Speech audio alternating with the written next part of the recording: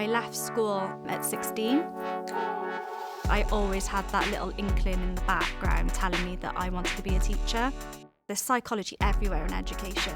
If I hadn't have done my degree first, I maybe wouldn't be looking at the classroom the way that I do at the moment. USW was my final choice because of Open Day. Oh really? Yes, they had all of these things on offer, which were going to really make us more employable, I guess, afterwards. You know, all the placement opportunities and things. It was kind of a mixture of this is where I'm going to live Yeah. for the next few years of my life and possibly more. Like, what's it actually going to be like to live here?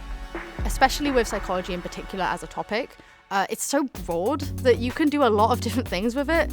If you aren't really sure exactly where you want to be, but you enjoy working with people, you enjoy learning about people, I mean, that's going to end you up in a job that you're going to enjoy. Honestly, there's so many different areas you could specialize in. That's the time to really explore who you are and not care about what other people think, just go for it.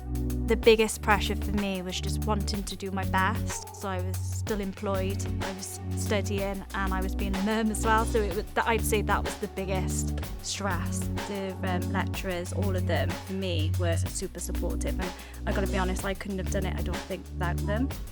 I really enjoyed my time in uni, and I think it did prepare me for work. It doesn't matter what you choose right now, you'll find a way to where you want to be. Overall, the skills I got from uni were really useful for nearly any job I go for.